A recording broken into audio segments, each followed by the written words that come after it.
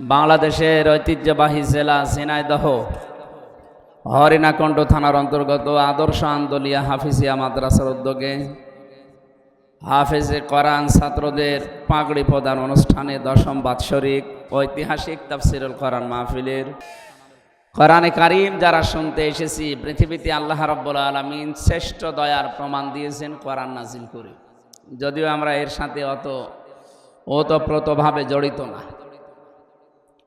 আল্লাহ পাক জানিয়েছেন, কুল বিফাদলিল্লাহি ওয়া বিরহমাতিহি ফাবিযালিকা ফালিয়াফরাহু হুয়া খায়রুম মিম্মা ইয়াজমাউন। হে নবী, তামাম দুনিয়ার মানুষকে বলেন, পৃথিবীর মানুষ যা পেয়ে আনন্দে আছে, যা গেইন করে, যা অ্যাচিভ করে, কোনো কিছু আল্লাহর কাছে স্থায়ী না, সব শুরু আছে, শেষ হয়ে যাবে। তোমরা যদি আনন্দ করতে চাও, কোরআন নিয়ে আনন্দ করবা। কোরআনের সাথে যার সম্পর্ক আছে ওইটা নিয়ে আনন্দ করো। কিয়ামতের দিন ওই বিষয়ের হিসাব দেওয়া লাগবে না। আজকে কোরআনের জন্য কি সুন্দর করে বাসর ঘরের মতো সাজিয়েছে। এটা যেহেতু রেকর্ড হচ্ছে, আমরা বাংলাদেশের মানুষকে, বিশেষ করে বহির্বিশ্বে যারা আন্তর্জাতিকভাবে এখনো ষড়যন্ত্রে লেগে আছেন, তাদেরকে জানিয়ে দিচ্ছি, এই দেশে অন্তত কোরআন বিদায় করা সম্ভব না। সে যত চেষ্টাই করা হোক, সব চেষ্টা ব্যর্থ হবে, মাঠে মারা যাবে ইনশাআল্লাহ। 15.5 বছরে প্রায় 15টার উপরে ষড়যন্ত্র হয়েছে। সবচাইতে বেশি হয়েছিল শিক্ষা ব্যবস্থা নিয়ে। এরা একটা জাতিকে নাস্তিক বানানোর জন্যে পাশের রাষ্ট্রের সলা পরামর্শ অনুযায়ী বহু চেষ্টা চালিয়েছে। যারা সাম্প্রদায়িক সম্প্রীতির কথা আমাদের শ্রবক দেয়, অথচ গতকালকেও ভারতে একটা মসজিদ ভাঙা হচ্ছে আমরা দেখতে পাচ্ছি। 850 বছর এই ভারতবর্ষ মুসলমানেরা শাসন করেছিল। যদি তারা জোর করত, একটা হিন্দু এই এলাকায় থাকার কথা ছিল না। আমাদের এমন ধর্ম লা ইকরাহা ফিদ্দীন, আমাদের ভেতরে বাড়াবাড়ি নেই, জোর জবরদস্তি নেই।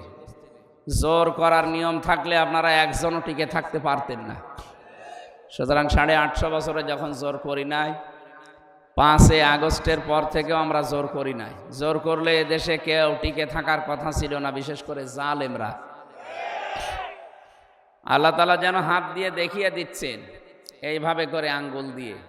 সূরা নমলের 52 নম্বর আয়াতে আছে, আল্লাহ পাক বলেন, ফাতিল কাবুয়ুতুহুম খাবিয়াতাম বিমা যালামু ইন্না ফি যালিকা লাআয়াতাল লিকাউমিন ইয়ালামুন। আপনি মিলাবেন আয়াতটা 1500 বছর আগে নাজিল হওয়া, অথচ মনে হচ্ছে এ আজকে নাজিল হলো। আল্লাহ তাআলা এভাবে দেখিয়েছেন, ফাতিল কাবুয়ুতুহুম, এই যে এই ঘরগুলো, বাইতুন না দিয়ে আল্লাহ বুয়ুত দিয়েছেন। আল্লাহ বলেন, এই যে এই ঘরগুলোর দিকে তাকান, খাবিয়াতাম বিমা যালামু, আমি আল্লাহ উজাড় গৃহ বানিয়ে দিয়েছি, জনশূন্য করে দিয়েছি, সার শূন্য করে ফেলেছি, বিমা যালামু, তাদের জুলুমের কারণে।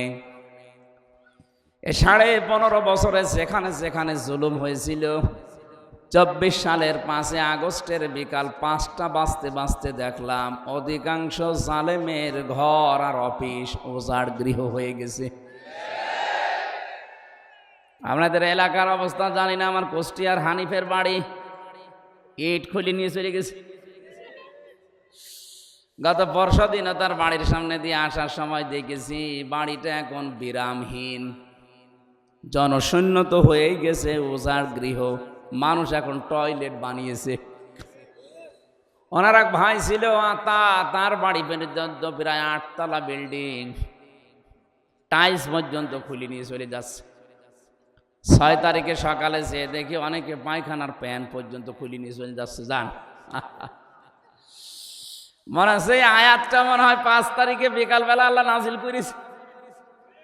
আপনি দেখেন, ফাতিলকা বুয়ুতুহুম খাবিয়াতান, আল্লাহ বলেন, এই যে সেই ঘরগুলো উজাড় করে দিয়েছি বিমা যালামু, এদের জুলুমের কারণে। এই সমস্ত জায়গায় বসে বসে জালেমরা দুর্বিসন্ধি করত। কি করে ইসলামের দেশ থেকে বিদায় করা যায়, কি করে সকালবেলা কাকে মিথ্যা মামলা দিয়ে ধরিয়ে দেওয়া যায়, কার কাছ থেকে অবৈধভাবে টাকা পয়সা খাওয়া যায়, এই ধান্দায় ছিল। কিচ্ছু জানে না এই লোকটা, ঘরে ঘুমিয়ে আছে। ঘরতে সকালে ঘুম থেকে উঠে দেখছে থানার হাজতে। কি গো, তুই গাছ কেটেছিস? কখন? স্বপ্নে। এই চলছিল দেশে, এ গাছ কেটেছে কখন? স্বপ্নে। ও স্বপ্নেও দেখেনি, ওরা স্বপ্ন বানিয়ে মামলা দিয়েছে, গায়েবী মামলা। কি মামলা? একটা দুইটা পাঁচটা দিলে তো হয়। এক একজনের নাম্বার আমি দেখেছি 313টা মামলা দিয়েছে একজনের নামে, 570টা মামলা ছিল একজনের নামে। 365 দিনে বছর, তার ভেতরে শুক্রবারগুলো শনিবারগুলো বাদ দিলে কয়দিন থাকে? একটা মানুষের যদি 570টা 313টা মামলা দেয়, তো সারা জীবন লাগবে শুধু হাজিরা দিতে। কি করেছিলেন বলেন তো আপনি? আজকে আদালত প্রাঙ্গণে তথ্য মন্ত্রণালয় যিনি দায়িত্বে ছিলেন, তথ্য উপদেষ্টা কি যেন, আইসিটি মন্ত্রী ছিলেন, প্রতিমন্ত্রী জোনায়েদ পলক, এই লোকটাকে নাকি এখন ডিভিশন দেয়নি, এই জন্য ওনার আইনজীবী আদালতকে জানিয়েছে। যেমন একটা এমপি মানুষ, ওনাকে আদালত থেকে এই রায়টা দেওয়া হোক যে ওনাকে যেন ডিভিশন দেওয়া হয়। ওনাকে ফাঁসির কন্ডেম সেলে ফাঁসির আসামিদের সাথে জঙ্গিদের সাথে রাখা হয়েছে। এখন এই মানবতার কথা আসে কোন কারণে? এই 15.5 বছর তো আমরা ওইভাবে ছিলাম। এক কথা বলেন না কেন? আমারে যে মামলা দিয়েছে, আমারে তো জেলখানায় শ্বশুর বাড়ির মতো থাকার কথা। আপনি আমারে জঙ্গিদের ভেতরে, জালেমদের ভেতরে, এমনকি ফাঁসির কন্ডেম সেলের ভেতরে 3 বছর রাখলেন। অধ্যাপক মিয়া গোলাম পরোয়ার, উনি এমপি না? এক কথা বলেন না কেন? তারে তো ডিভিশন দিলেন না, তখন তো কোনো কথা আসে নাই মানবতার পক্ষে। মানবাধিকার লঙ্ঘন হচ্ছে এ কথা কখন বলেননি, এখন বলতেছেন মানে? কোন কারণে এসব কথা এখন ছড়াচ্ছেন? তখন আমাদের মাথায় দড়ি বেঁধে নিয়ে যেতেন, তখন মানবাধিকার লঙ্ঘন হয়নি। যত অধিকার লঙ্ঘন হচ্ছে এখন। এমপি সাহেব যারা, মন্ত্রী সাহেব যারা, তাদের জন্য ডিভিশন দেওয়ার নিয়ম আছে। 8 সাল থেকে শুরু করে আজকের এই দিন পর্যন্ত যারা নির্বাচিত হয়েছিল, একটাও কি এমপি? কারণ নির্বাচন হয়নি। আপনি তো ভোট চোর। এই কথা বলে দেবেন। 15.5 বছরে যারাই নির্বাচিত হয়েছিল, এরা যে এমপি পরিচয় দিতে ওদের লজ্জা লাগে না? জোতা পিটা করা দরকার। মানুষের অধিকারগুলো নষ্ট করে আবার পরিচয় দেয় আমি সাবেক এমপি। কিসের সাবেক এমপি আপনি? আপনাকে কে ভোট দিয়েছে বলেন? ঘোড়াকেও যদি জিজ্ঞাসা করেন যে এখানে যিনি ছিলেন সাবেক এমপি, ঘোড়াও হাসবে। কি বলেন আপনি? এখন বাইরের দেশের মডল যারা আছে, তাদের সিম্পিতি পাওয়ার জন্য যারা 2 বোন একসাথে পালিয়েছে, ওরা এখন মানুষকে জানাচ্ছে যে আমরা নির্বাচিত ছিলাম, আমাদেরকে উৎখাত করা হয়েছে। এরকম দাহা মিথ্যা কথা একজন হাসি মানুষ বলে কি করে? এটা হাসি না? সে যেভাবেই হোক হাসি। তো একটা হাসি মানুষ এত বড় মিথ্যা কথা বলে কি করে? তার ছেলে মেয়ে যে অবস্থায় আছে, তারা বললে নাই মানুষ জানে যে ও মিথ্যা কথা বলিয়ে থাকে, ও বলুক। আর আপনি একটা হাসি মানুষ এরকম ডাহা চলচান্ত মিথ্যা কথা বলছেন মানুষকে, শয়তান পর্যন্ত হাসে। কথা বলে না কেন? আমরা মন খারাপ করছি, এই কারণে প্রতিবাদ করছি, কারণ আমি হাসি তো আমার গায়েও লাগে। আপনি মিথ্যা কথা বললে মানুষ বর্ণ করে যে হাসি মানেই পাঁচি। আমি আশা করছি যারা পালিয়েছেন, যারা অপরাধী, নিরপরাধ মানুষ কোনোদিন পালায় না, পালায় তো অপরাধীরা। কারণ জানে যে আমার জনগণ পেলে পিটিয়ে মেরে ফেলবে। আমি গত দিনও আসলাম মৌলভীবাজার থেকে, ওরা আমাকে নামিয়ে দিয়ে গেল হেলিকপ্টারে। আমি দেখেছিলাম যে হেলিকপ্টারের যে হুক আছে দরজায়, ও খুব শক্ত না, একটু ধাক্কা দিলে আমার মনে হয় ভেঙে যাবে। পাইলট আমি বলছিলাম যে এখানে যে সিস্টেম, একটু উঁচা করলেই তো পড়ে যাওয়া, বছর উঁচা করেন না। আমার মনে মনে হচ্ছিল আল্লাহ, 5 তারিখে যারা পালিয়ে গেল 2 বোন, একটু হুকটা খুলে যেতে পারেন। ও খুলে গেলে তো পড়ে যেত যে কোনো এক জায়গা, জনগণ পিটিয়ে কুকুরের মতো মেরে ফেলত। কি রাগ বলেন তো?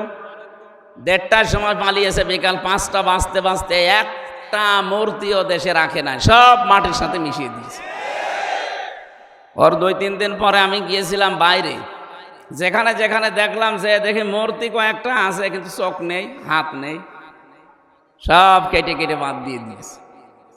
না, এগুলো ঠিক নাই, সংস্কৃতি বাদ দেওয়া লাগবে। এটা মুসলমানের দেশ। আগামীতে কেউ যদি আসেন এই মূর্তির সংস্কৃতি যেন তৈরি না করেন। আমাদের জাতির পিতা হযরত ইব্রাহিম মূর্তির বিরুদ্ধে এসেছিলেন এই দুনিয়ায়, কথা বলেন না কেন? আর আপনারা ৯৬% মুসলমানের দেশে এসে মূর্তি বানানো আরম্ভ করলেন। কত কোটি কোটি টাকা খরচ করে কুষ্টিয়ার ৫ রাস্তার মোড়ে যেটা বানিয়েছিল, ছাতা এত শক্ত ভাঙা যাচ্ছিল না, শেষে ক্রেন নিয়ে এসে ভেঙেছে। হ্যাঁ, জেনাইদা তো দেখলাম মূর্তির সাথে আর এক মূর্তি টাঙিয়ে রেখেছে, সব উলঙ্গ করি। ওরে কারা মেরেছে আমি জানি না, আমার মনে হয় আরো বেশি মারার দরকার ছিল শয়তানকে। এমনকি এই জায়গায় এই ময়দানে মনে হয় গত বছরে এক আলেম আসার কথা ছিল, হাবিবুল্লাহ না কি জানো, তাকে কারা যেন নামিয়ে দিয়েছে স্টেজ থেকে। কোরআনে কারিমের প্রচারে যারা বাধা দিয়েছে এরা ডাইরেক্ট ফতোয়া কাফের। যারা বাধা দিয়েছিলেন কারা আমি জানি না, পালিয়েছে আশা করছি। যদি পালিয়ে না থাকে ওরা ওদের মরে গেলে যেন জানাজা না হয়, কারণ ও এমনিও জাহান্নামে যাবে, অমনিও জাহান্নামে যাবে। ওরা আগে থেকেই পুড়িয়ে ফেলবেন, তাহলে অন্তত কবরের জায়গাটা বেশি যাবে। ৩.৫ হাত জায়গা একটা মানুষ ঘর করে থাকতে পারবে, কথা বলে কেন? আমি ৩ বছর যে ঘরে ছিলাম ওটা ৩.৫ হাতই, এদিকে ৩.৫ হাত, এইদিকে ২.৫ হাত। তো একটা কবরও তো এরকম জায়গায় লাগে। অন্তত যারা কোরআন বাধা দিয়েছে এই ঝিনাইদহ হরিণাকুণ্ডুতে, এমনকি সারা বাংলাদেশে আলেমদের মাইক কেড়ে নিয়েছে, এরা মারা গেলে যেন জানাজাও না হয়, কবরে দেওয়া না হয়। ফতোয়া হামজা, আমি বানালাম এটা। সূরা তাওবার ৮৪ নম্বর আয়াতে আল্লাহ ফতোয়া দিয়েছেন, ওয়ালা তুসাল্লি আলা আহাদিম মিনহুম মাতা আবাদা ওয়ালা তাকুম আলা কবরি ইলা আখিরি আয়া। আল্লাহ পাক বলেন, হে নবী, এদের কবরের পাশে দাঁড়ানো দূরের কথা, এদের জন্য দোয়াও করবেন না। শব্দের দিকে খেয়াল করেন, ওয়ালা তুসাল্লি আলা আহাদিম মিনহুম, বহুবচন দিয়েছেন, এটা জমির। শুধুমাত্র এটা আব্দুল্লাহ ইবনে উবাই না, এর মতো চরিত্র দুনিয়া যারাই তৈরি করবে, উপরে ফিটফাট ভেতরে সদরঘাট।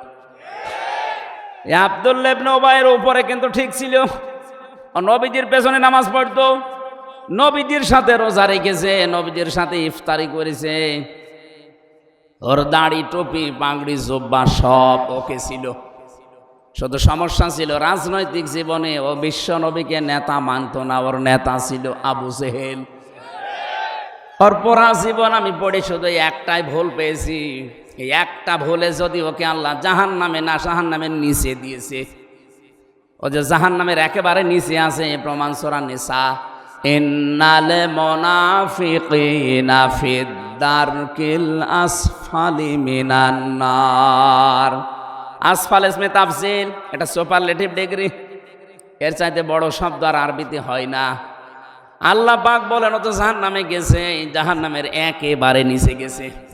ওয়ালাং তাজিদা লাহুম নাসীরা, এরপরে লাং হুম, কত কঠিন কঠিন শব্দ জানেন এটা।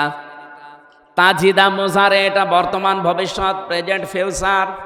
এর আগে যদি লান আসে বাংলা অর্থ হয় কখনো হবে না। আল্লাহ গ্যারান্টি দিচ্ছে এদেরকে সাহায্য করা হচ্ছে না, হবে না। কেন? আল্লাহ আব্দুল্লাহ ইবনে উবাইয়ের নাম জানে না, তাহলে নামটা দিল না কেন? হোম দিয়েছেন এই কারণে। উবাই শুধু একজন না, কিয়ামত পর্যন্ত এরকম চরিত্রের মানুষ আসবে, তাদের উপরে এরকম আব্দুল্লাহ বিন উবাইয়ের মতো ফিটফাট থাকবে, ভেতরে থাকবে সদরঘাট।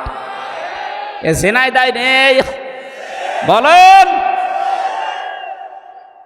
আপনাকে আমি সতর্ক করছি, এরপরও যদি উল্টা বোঝেন আপনারও স্থান হবে উবাইয়ের মতো।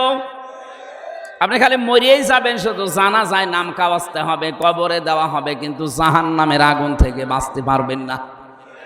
এই লোকটা বেঁচেছে জাহান্নাম থেকে, এই কথা বলে না কেন? ওকে আল্লাহ শুধু জাহান্নামে দেয়নি। কোরআনে কারীম সূরা নিসা ৫ নম্বর পারা ১৯ নম্বর পৃষ্ঠার ১৫ নম্বর লাইনে ১৩৮ নম্বর আয়াতের শেষের দিকে আছে, আল্লাহ পাক বলেন ইন্নাল্লাহা জামিউল মুনাফিকিনা ওয়াল কাফিরিনা ফি জাহান্নামা জামিআ। অবশ্যই আমি জাহান্নামে একত্রিত করব মুনাফিক এবং কাফেরদের। ঝিনাইদহবাসী আল্লাহ আগে নাম দিয়েছেন মুনাফিক না কাফের? মুনাফিক। বলেন বলেন। ইন্নাল্লাহা জামিউল মুনাফিকিনা, অবশ্যই আমি আল্লাহ একত্রিত করব ফি জাহান্নামা, জাহান্নামের মধ্যে। আগে মুনাফিক, এরপরে কাফের। তার মানে মুনাফিক একেবারে নিচে, এরপরে কাফেররা থাকবে। বলেন তো আবু জেহেল কাফের না মুনাফিক? আরো জোরে বলেন, আরো জোরে বলেন। কি বুঝলেন এখান থেকে? আয়াতটার তাফসীর পড়ার পরে আমি আশ্চর্য হয়েছি। আল্লাহ মুনাফিকের উপরে এত রাগ যে ওদেরকে আরো নিচে দেবে। আবু জেহেল আবু লাহাবকে আল্লাহ এত নিচে দেবে না। এবার আসেন, যে মুনাফিক এটা তৈরি হয় কোন ইহুদির ভেতরে আপনি মুনাফিক পাবেন না, খ্রিস্টানের ভেতরে মুনাফিক পাবেন না, বৌদ্ধদের ভেতরে, মুশরিকদের ভেতরে, হিন্দুদের ভেতরে মুনাফিক তৈরি হয় না। মুনাফিক তৈরি হয় শুধুমাত্র মুসলমানদের ভেতরে। যেহেতু এই দেশে ৯৬% মুসলমান, সুতরাং মুনাফিক থাকার সম্ভাবনা, বলেন বলেন। এখন এটা কে, যেহেতু আমরা মানুষের অন্তর খুলে দেখতে পারি না, এই জন্য তো বলা যাচ্ছে না। হ্যাঁ, কিছু সিমটম আছে। যারা কথা বললেই মিথ্যা কথা বলে, ইদা হাদ্দাসা কাযাবা, কথা বললেই যারা মিথ্যা বলে, বুঝবেন এর ভেতরে মুনাফিকের জার্ম আছে। আর বাংলাদেশে এটা বেশি। আমি সিঙ্গাপুর, মালয়েশিয়া, থাইল্যান্ড সহ কয়েকটা দেশ ঘুরলাম কয়েকদিন আগে, কই সেখানে তো মিথ্যা পাইনি। হ্যাঁ, তারা আল্লাহ বিশ্বাস করে না, কিন্তু মিথ্যা কথা কম বলে। আমরা আল্লাহতে বিশ্বাস করার পরও সব চাইতে বেশি মিথ্যা কথা বলি। এই যে এখনো মিথ্যা কথা ছড়িয়ে যাচ্ছেন যে আমি নির্বাচিত ছিলাম, এটা মিথ্যা কথা না? কথা বলে না কেন? এই জন্যে ৮ সাল থেকে ২৪ সাল পর্যন্ত যারা সংসদ নির্বাচন করেছে, যারা উপজেলা নির্বাচন করেছে, যারা মেয়র নির্বাচন করেছে, যারা ইউনিয়নের চেয়ারম্যান মেম্বার, কেউ যেন কোনো জায়গায় না লিখে যে সাবেক এমপি। এটা মিথ্যা কথা। আমরা সাবেক এমপি মানি না। কিসের সাবেক এমপি? আপনি আপনি কি আমার ভোট নিয়েছেন? কথা বলছেন না। সুতরাং কেউ যেন না লেখে এটা কোনো পোস্টারে, পেপারে। সাবেক এমপি না, আপনি আমার মতো সাধারণ মানুষ, আমার মতো মানুষও না, আপনি চোর। কথা বলে না কেন? কি চোর? আরো জোরে। এটা সারা দেশে, সারা পৃথিবীতে ছড়াবেন।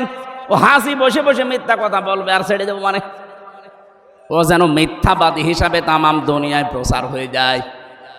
কারণ শুধু দুনিয়া না, যখন কেউ মিথ্যা কথা বলতে থাকে, আল্লাহ পাক ফেরেশতাকে আদেশ দিয়ে দেয়, এর নাম মিথ্যাবাদী বলে তামাম আসমানে প্রচার করে দাও। সুতরাং হাসি 2 বোন মিলে যে মিথ্যা ছড়াচ্ছে, সারা আসমানের ভেতরে ফেরেশতারা জানে যে এরা হাজি হলেও মিথ্যাবাদী। তামাম দুনিয়ার সবার ভেতরে প্রচার হয়ে যাবে যে 2 বোন কি। আর জোরে বলেন। মিথ্যাবাদী যারা, তাদের অনুসারী যারা, তারাও মিথ্যাবাদী। আপনাদের হরিণাকুণ্ড এবং সদরে যারা দায়িত্বে ছিলে দেখেছেন কি দাপট তাদের, মিথ্যা বলতো আবার দাপট দেখাতো। তাহলে এখান থেকে প্রমাণ হইল কি, কথা বললে যারা মিথ্যা কথা বলে, যাদের কাজকর্ম মিথ্যা, যাদের অ্যাক্টিভিটিস মিথ্যা, এরা কি? মুনাফিক। বলেন বলেন। ওয়াইদা ওয়াদা আখলাফা, যারা ওয়াদা করে কিন্তু ঠিক রাখে না। আজ কত ওয়াদা আমরা করেছি, কিন্তু ওয়াদাগুলো ঠিক নেই। নিজের সাথে ওয়াদা করেছিলাম আমরা সেই জন্মের আগে। রব্বুল আলামিন জিজ্ঞাসা করেছিলেন আমাদেরকে, আলাস্তু বিরব্বিকুম, আমি কি তোমাদের রব না? যত ওহী আমরা ছিলাম, যত রূহ, প্রত্যেকেই বলেছিলাম ক্বালু বালা, অবশ্যই আপনি আমাদের রব। এ কথাটা স্বীকৃতি দেওয়ার পরে দুনিয়ায় যারা রব মানে না, রব কি আজকের তেলাওয়াত কিন্তু আয়াতে আছে, আমরা ব্যাখ্যায় যাব ইনশাআল্লাহ। যারা রব হিসাবে আমার আল্লাহকে 5টা বিষয়ে মানে না, এই মানুষগুলো মিথ্যাবাদী, এরা ওয়াদা খেলাফকারী, এরা মোনা। একেবারে শুরু হয়েছে সেই রুহের জগৎ থেকে। মায়ের পেটে আসার পরে ফেরেশতারা যারা আমাদের দায়িত্বে ছিল তারা পর্যন্ত আমাদের কাছে ওয়াদা নিয়েছিল। ওখান থেকে শুরু করে দুনিয়ায় আসলাম, আসার পরে আমাদের কানে কিন্তু অন্য ধর্মের মতন একটা ওয়াদা দেওয়া হয়েছিল, আল্লাহু আকবার। তুমি যে আসলে দুনিয়ায়, এখানে কিন্তু সব কিছুর তুলনায় বড় কে? বলেন বলেন। যেই সন্তানের কানের কাছে ছোটবেলায় জন্মের পরে আওয়াজ দেওয়া হয়, ও বড় হয়ে আল্লাহু আকবার আর সহ্য করতে পারে না। কথা বোঝেন? আমার মনে হয় ছোটবেলায় যাদের কানের কাছে আল্লাহু আকবার বলা হয়েছিল, বড় হয়ে যারা মানতে চায় না, ওদের জন্মে ভেজাল আছে। এত নিচে নামা ঠিক হইল না? ঠিকই আছে, ঠিক নেই মানে 100 ভাগ ঠিক আছে, আরো কম বলা হচ্ছে। ওরা যা করেছে কম বলা হচ্ছে। মাটির নিচে আয়না ঘরের নাম আপনারা শুনেছেন শুধু, আমি তো বাস্তবে কয়েকদিন থেকে দেখেছি। এত খারাপ আচরণ করে মানুষের সাথে এরা, পালিয়েছে না পালালে আমার মনে হয় মানুষ যাদের ওপরে রাগ আছে পিটিয়ে মেরে ফেলতো। কত মানুষের কান্নার আওয়াজ পেতাম শুনতে, এতে এত বড় বড় নখ হয়ে গেছে। কে 8 বছর 10 বছর 14 বছর পর্যন্ত পড়ে আছে, কেউ জানে না। চোল দাঁড়িয়ে গপ, মনে হচ্ছে জঙ্গল থেকে একটা মানুষ বেরিয়ে আসতেছে। জঙ্গলি মানুষের নাম শুনেছিলাম আর আমি দেখেছি। এই যে নখ এত বড় বলেন তো কত বছরে এত বড় নখ হয়? 14 বছর পড়ে আছে লোকটা, 12 বছর 10 বছর 8 বছর। ওরা ওই খুশিয়ে খুশিয়ে দেওয়ালের সাথে লিখতো যে ভাই যদি বাইরে কেউ যেতে পারেন এই নাম্বারে শুধু জানাবেন যে আমি বেঁচে আছি। এটা মানবতা লঙ্ঘন হয়নি? এখন এই বিনা ভোটের এমপিদেরকে ডিভিশন দেওয়া হচ্ছে না, নাকি মানবতা লঙ্ঘন হচ্ছে? ওদের তো পিটিয়ে মেরে ফেলা দরকার। জালেমাকে সাহায্য করার জন্য এরাই দায়ী। এদের ডিভিশন কিসের? এদেরকে ফাঁসির কন্টেম সেলে ঝুলিয়ে রাখা দরকার 24 ঘন্টা। ডিভিশন এত বড় কঠিন অবস্থা, তা একদিন 2 দিন না। নোয়াখালীর হাতিয়া থানার একজন আমার সাথে ছিল, মুফতি ফখরুল সাহেব। উনি আমার মাঝে মাঝে রাতের বেলা এসে বলতেন, ভাই আপনার সাথে কি করে আমি জানি না, কিন্তু আমার এই হাতে পায়ের ভেতরে হাত দিত, দিয়ে সামনে যে লোহার ব্যারিকেড আছে ওর সাথে দিয়ে হাত আটকিয়ে দিত। 1-2 ঘন্টা 5 ঘন্টা না, বছরের পর বছর এভাবে রেখে দিয়েছে। 1-1.5 মিনিট সময় দিত 24 ঘন্টায় শুধু টয়লেট করার জন্য। 1-1.5 মিনিট। 1 লোটা পানি দিয়েছে, ওইটা দিয়ে টয়লেট করবো, এটা দিয়ে ওযু করবো, ওইটা দিয়ে খাবে। টের পাচ্ছেন কোথায় পৌঁছিয়েছে ওরা? আর এখন মানবতার কথা বলেন। সকালবেলা কয়েকটা দেখতাম পচা ছোলা দিয়ে গেছে, দুপুর বেলা দিয়েছে 1 মোটা ভাত, মনে হচ্ছে কেউ মাখিয়ে দিয়েছে, ও কুকুরও খাবে না। এভাবে যদি 2-5 দিন করে ছেড়ে দেয় তাও তো বাঁচা যায়? বলেন তো, একটা মানুষ 8 বছর 10 বছর 14 বছর এভাবে বেঁচে থাকে কি করে? আর আপনি এখন বলেন যে আমি কি করেছি, যে আমার পালানো লাগবে। পালালেন কেন? থাকেন না কেন? কি করেছেন? আমি নিজে তো দেখেছি কি করেছেন। জেলে দেওয়ার পরও আপনার রাগ যায়নি, এরপরও আমাদেরকে যোগাযোগ বিচ্ছিন্ন করে রেখেছিলেন। বাবাকে আমি 3 বছর পরে দেখলাম, আমি জানি না আমার বাবা বেঁচে আছে না মরে গেছে। আমার দাদা মারা গেছে জেলে থাকতে, আমি জানি না। 7 দিন পরে কারারক্ষী আমার যে বলছে আপনার একজন মরে গেছে। কে জানি না। ও শুনেছে একজন মুরব্বী মরেছে, পরবর্তীতে আমি আন্দাজ করে বললাম আমার দাদা মরে গেছে। 3 বছর পরে জানতে পেরেছি আমার দাদা দুনিয়ায় নেই। এত কিছু করার পরে বলে আমি কি করেছি আপনি চট করে ঢোকেন, জানাচ্ছি আপনাকে। বলে আমি চট করে ঢুকবো। চট করে ঢুকবো মানে চট করে ঢুকলে ফট করে আয়না ঘরে ঢুকিয়ে দেবে। একটা ওয়াদাও ঠিক রাখেননি। বলেছিল বাংলাদেশ চলবে মদিনার সনদে, চলিয়েছে মোদির সনদে। মদিনার সনদ বাদ দিয়ে চালিয়েছে কোন সনদ? মোদির সনদ। পুরাটা উল্টিয়ে ফেলেছে। মদিনার সনদে চললে মানুষকে আয়না ঘরে রাখা হয়, গুম করা হয়। এই ভার্সিটির 2টা ছেলেকে গুম করেছে আজ 8-9 বছর আগে, আজও সন্ধান পাওয়া যায়নি। কত মেধাবী ছেলে তারা, মোকাদ্দাস। আর অলিউল্লাহ। এই কথা বলছে না কেন? এ তো একটা দুইটা না, আমার মনে হয় আমি যখন ওই মাটির নিচে ছিলাম আমি শুনতে পেয়েছিলাম যে এম ইলিয়াস আলী বিএনপির ওই নেতা বেশি আছে, কিন্তু না, ওর মায়ের মেয়ে মেরে ফেলিস তারে। এত অত্যাচার করার পরও এরা যদি এখনো বলে যে কি হয়েছে কি হয়েছে আপনি জানেন, আপনি তো টের পাননি কি হয়েছে। আপনার ছেলে যদি ওই অবস্থায় থাকতো আপনি টের পেতেন। এই জন্য আশা করছি জালেমরা যেন কিয়ামতের আগে এই দেশে আর প্রতিষ্ঠিত হতে না পারে। দরকার হয় এই হরিণাকুণ্ড বাজারে বিভিন্ন জায়গায় জালেমদের বড় বড় ছবি টাঙিয়ে রাখবেন।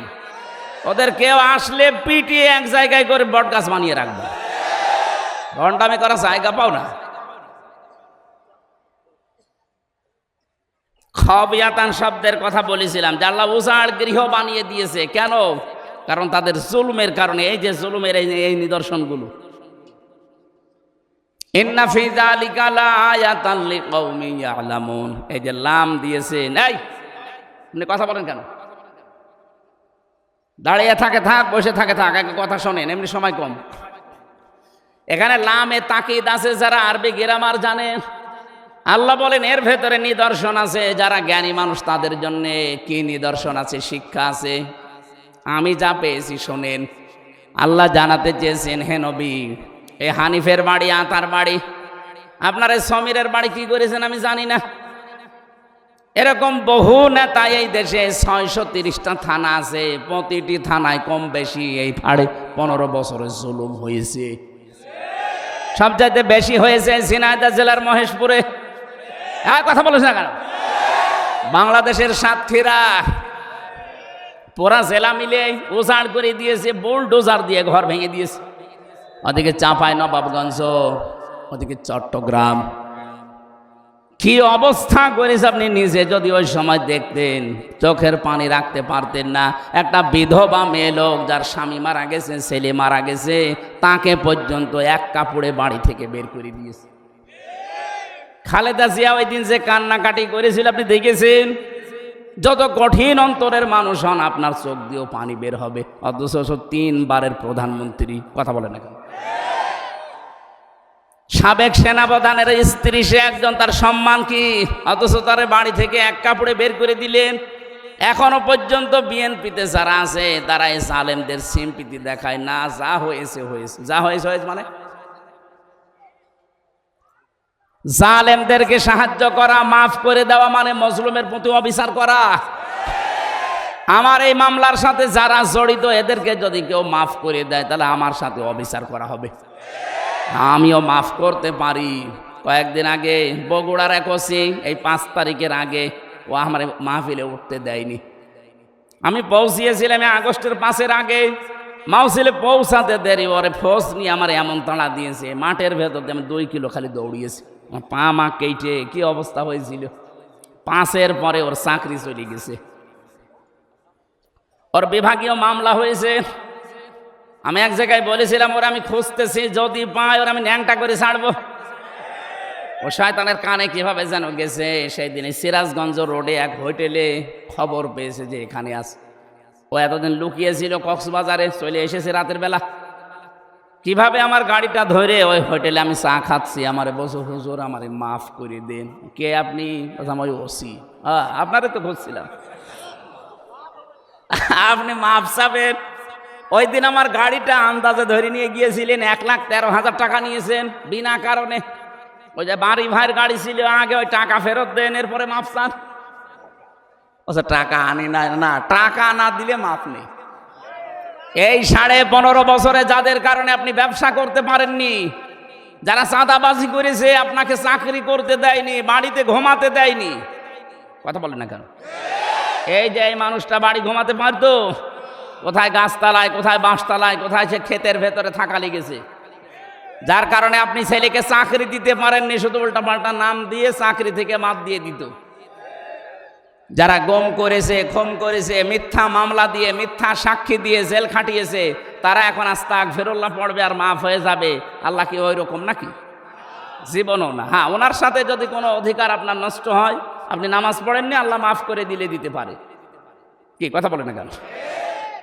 ফায়াগফিরু লিমান ইয়াশা ওয়া ইউআযযিবু মান ইয়াশা। ইচ্ছা করলে মাফ করে দেবে, ইচ্ছা করলে শাস্তিও দিতে পারে। কিন্তু হামজার সাথে যা হয়েছে আল্লাহ এটা মাফ করবে না। আগে আমার ক্ষতিপূরণ দেবেন, এরপরে আস্তাগফিরুল্লাহ পড়বেন। আপনি মাফ চাচ্ছেন আল্লাহর কাছে, আপনি কি আল্লাহর কাছে অপরাধী? বলেন, নিজের বিবেকে কি বলে? আপনি দোষ করলেন হামজার কাছে, হামজাকে তার জায়গা মতো যেতে দিলেন না, মিথ্যা একটা মামলা দিয়ে, মিথ্যা সাক্ষী দিয়ে আপনি জেলে আটকে রাখলেন, যে কষ্ট দিলেন। এখন যদি আস্তাগফিরুল্লাহ পড়েন, আল্লাহ যদি মাফ করে দেয়, আমার উপর তো অবিচার করা হবে না? শুধু আমি একা, এদেশে লক্ষ লক্ষ হামজা এরকম বিপদে ছিল। সুতরাং যারা মাফ চাইতে চান, হ্যাঁ আমি আপনাদের মাফ করে দিয়েছি। আমার বাবার কাছ থেকে যে টাকা নিয়েছিলেন, আমার ধরার পরেই বলেছিল 10 লাখ টাকা দেন, নয়তো 50টা মামলা দেব। তো গ্রাম্য মানুষ সহজ সরল ভয় দেখিয়েছে, তো সঙ্গে সঙ্গে 8 লাখ দিয়ে দিয়েছে। আর ধাপে ধাপে তো টাকা নিতেই আছে। আমি আকিস গ্রুপে চাকরি করতাম, সেখান থেকে 35 লাখ টাকা নিয়েছে শয়তান। বলেছে নয়তো আপনাদেরও জড়িয়ে দেব। তারা তো সেরকম কোম্পানির লোকও, ভয়তে তারাও দিয়ে দিয়েছে। 35 লাখ চেয়েছিল, আমি শুনলাম 22 লাখ। সেদিন আমার সাথে মালিকের কথা হলো, বলছে আমার কাছে 22 লাখ টাকা নিয়েছে। ওই টাকা এখনও মাঝে মাঝে আমারে বলে যে স্যার টাকা কি ফেরত দেওয়া লাগবে? ফেরত দেওয়া লাগবে না মানে? টাকা কি তোর বাবার টাকা? আগে টাকা ফেরত দেয়, এরপরে মাপসা। এই 15.5 বছরে যে যার কাছে অপরাধ করেছেন, তার কাছে আগে স্বীকার করবেন যে, আর ওর ক্ষতিপূরণ হলে ক্ষতিপূরণ দিয়ে বলবেন যে ভাই মাফ করে দিন। এই কথা বলছেন না কেন? তাছাড়া আপনার কোনো আস্তাগফিরুল্লাহ মাফ। আমি ওসিকে সেদিন বলেছি, আমি টাকা ফেরত দেন, আগে টাকা ফেরত দিয়ে যাবেন, এরপরে বলবেন হুজুর মাফ করে দিন। আমি মাফ করে দিলাম, কিন্তু টাকা চাই, টাকা ছাড়া মাফ নেই। আমার ওপর শারীরিক যে নির্যাতনগুলো হয়েছিল, আমার পা কেটে গিয়েছিল, আমি দৌড় দিয়েছিলাম, এগুলোর জন্য আমি মাফ করে দিয়েছি। কিন্তু টাকা না দিলে কোনো মাফ হবে না। মিথ্যা মামলা দিয়ে, মিথ্যা সাক্ষী দিয়ে আপনি বিনা কারণে মিথ্যা সাক্ষী দিতে গেলেন, মানে অনেককে বাধ্য করতো মিথ্যা সাক্ষী দিতে। সাক্ষী দেয় মানুষ দেখে, শাহেদ মানে সাক্ষী। শাহেদ মানে কি বলেন? শাহেদ হয় কখন? মানুষ যখন এই চোখ দিয়ে দেখে। কথা বলে না কেন? 15.5 বছরে যত মামলা ছিল, সাক্ষী যারা দিয়েছে অধিকাংশগুলো দেখা সাক্ষী না, শোনা সাক্ষী। আপনি দেখেন, আমার যারা সাক্ষী দিয়েছে, আমারে ধরে নিয়ে গেল বাড়ি থেকে, আর ওখানে পরের দিন পেপারে দিলে ওনারা আমরা মজমপুর গেট থেকে ধরেছি। পুরা মিথ্যা কথা। তাহলে এই বিরুদ্ধে তারা সাক্ষী দিয়েছে, তারা কি সত্য সাক্ষ্য দিতে পারবে? পুরাটা বানিয়ে দেবে না। এই জন্য মুসলমান যদি মিথ্যা সাক্ষী দেয়, সে আল্লাহর বান্দা থেকে খারিজ হয়ে যায়। এ বাংলাদেশে মিথ্যা সাক্ষী বন্ধ হলে 1,10,000 মানুষ জেলখানায় আছে, আমার মনে হয় 70,000ই বের হয়ে যাবে। বিনা কারণে পড়ে আছে, কিচ্ছু জানে না। বান্দার হক নষ্ট করবে না, এটা কিন্তু বান্দার হক। ও যতদিন মাফ না করবে, আল্লাহ আপনাকে মাফ করবে না। এই যে মেয়েদের এই দেনমোহর দেওয়া, এটা কিন্তু তার হক। আজ বাংলাদেশে অনেকে দেনমোহর না দিয়ে মাফ চেয়ে নেন, না, মাফ হবে না। আগে দেনমোহরের টাকা দেওয়া লাগবে। এক কথা বলে না কেন? দেনমোহর শোধ আছে কার কার? হাত তোলেন তো। ও আমার বাপ তো হাত তুলছে না। আমার আব্বা ধরা খাবে। আব্বা কত আপনার দেনমোহর কত দেওয়া লাগবে? আপনার দরকার টাকা না থাকলে আমারে বলেন, আমি টাকা দেবো, এটা মারে দেওয়া লাগবে না। আমার আব্বার মনে হয় বাকি আছে। হাত তুলছে না কেন? বাকি নেই? ক টাকা?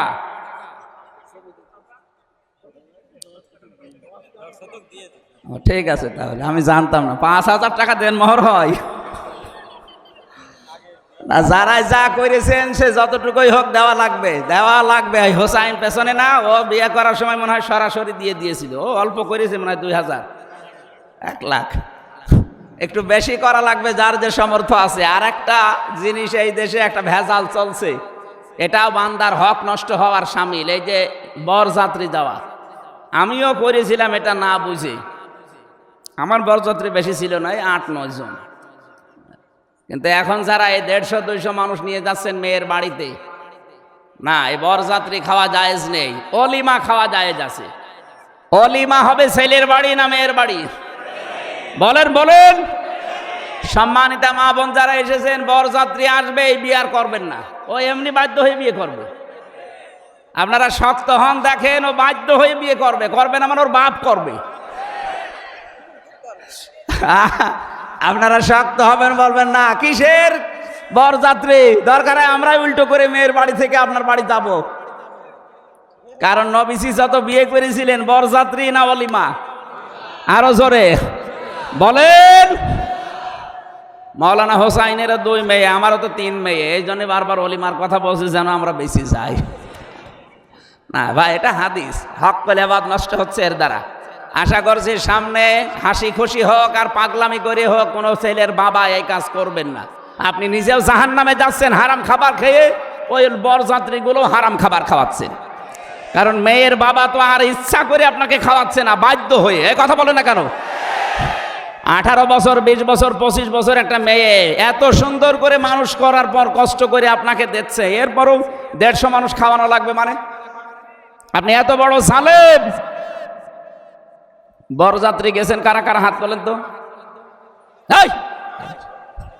ফকির, আমরা আর বরযাত্রীর সামনে যাব না, যে বিয়েই হোক যাব অলিমায়। কিসে যাব? হক্কুল ইবাদের ভেতরে সূরা নিসার 36 নাম্বার আয়াত, 35 নাম্বার আয়াত না 36 নাম্বার আয়াতে হক্কুল ইবাদের এখানে সিরিয়াল করা আছে। আপনার প্রতিবেশীরও হক আছে। আজ হাজারো মানুষ নামাজ পড়ে, রোজা করে, কিন্তু প্রতিবেশীর সাথে আচরণ খারাপ করে, তার হক আদায় করে না। এই লোকটা কিয়ামতে ধরা খাবে। নবীজি বলেন, আমাকে জিবরাইল এত বেশি প্রতিবেশী সম্পর্কে কথা বলছিল, মনে হচ্ছে আমার জমি জায়গার ভাগ প্রতিবেশীকে দেওয়া লাগবে। অথচ অনেক মেয়ে আছে, অনেক পুরুষ আছে, প্রতিবেশীর সাথে ঝগড়া করে কথা বন্ধ করে দেয়। কথা বলে না কেন? আপনি ছাড় দেবেন প্রতিবেশীকে, দুনিয়ায় যদি কিছু নাও পান, কিয়ামতের ময়দানে প্রতিবেশীর এই ছাড়ের কারণে আল্লাহ পাক আপনাকে মাফ করে দেবেন। যারা জমি জায়গা ফাঁকি দেন, হক হক, এই যে জমি শরিক ফাঁকি দেওয়া, 2টা ক্ষতি হবে আপনার।